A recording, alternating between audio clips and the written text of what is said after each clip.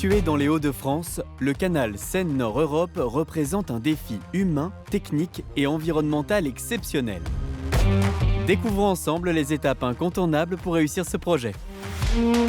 Première étape, il faut étudier le terrain et concerter avec les territoires, leurs élus et les habitants pour concevoir le meilleur projet. Pendant plusieurs années, des études de faisabilité, d'implantation, de construction et de coûts sont réalisées.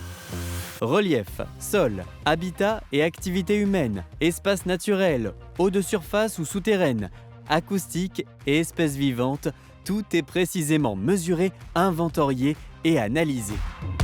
Ces études nourrissent la conception du projet et les discussions avec les collectivités et habitants pour dessiner et affiner progressivement le futur canal Seine-Nord-Europe. Après la déclaration d'utilité publique, les études détaillées suivies d'une nouvelle consultation du public permettent au projet d'obtenir l'autorisation environnementale délivrée par l'État, feu vert pour le lancement du chantier. Il faut maintenant préparer le chantier en 4 temps. D'une part, des diagnostics, voire des fouilles archéologiques sont menées pour trouver d'éventuels vestiges ou traces d'habitat anciens. Ensuite, les terrains nécessaires à la construction du canal ayant été acquis en parallèle de la procédure d'autorisation, le travail consiste à libérer les futures zones de chantier. Pour cela, les bâtis sont déconstruits et les terrains défrichés en évitant les périodes de nidification des oiseaux et en valorisant localement le bois coupé.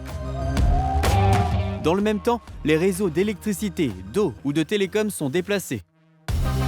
Et enfin, une dizaine de quais sur le canal du Nord existants sont construits ou restaurés pour favoriser l'approvisionnement des matériaux de construction par bateau et limiter ainsi les flux de camions.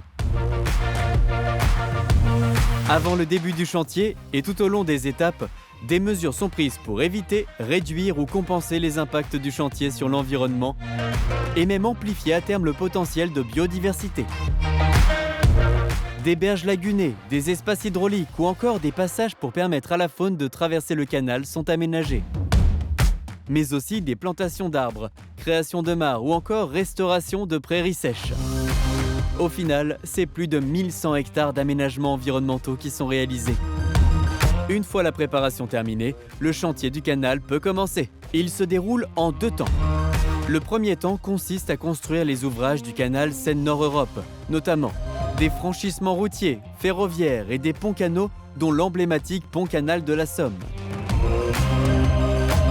Des quais pour charger ou décharger les bateaux, dont 4 quais qui desserviront de grands ports intérieurs, construits en même temps par les collectivités territoriales.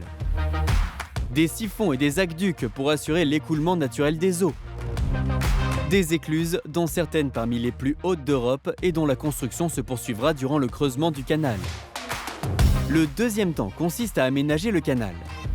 Plusieurs dizaines de millions de mètres cubes de terre sont alors creusés à l'aide d'engins de terrassement adaptés à l'ampleur du chantier. Près des 2/3 des terres sont réemployées sur le chantier, notamment pour la construction des digues lorsque le canal est plus haut que le sol. Le reste sera revalorisé sur d'autres sites, restitué à l'agriculture ou réaménagé en sites environnementaux. Une fois le creusement de la cuvette du canal réalisé, le fond et les talus sont imperméabilisés. Enfin, les chemins de service sont aménagés pour l'entretien du canal et seront aussi accessibles aux promeneurs. Le canal Seine-Nord-Europe peut désormais être rempli et testé avant sa mise en exploitation.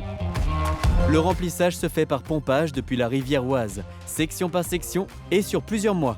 En parallèle, les ouvrages, écluses, signalisation, équipements de sécurité, perméabilité sont testés et contrôlés et des essais de navigation sont réalisés. Le canal Seine-Nord-Europe peut à présent ouvrir.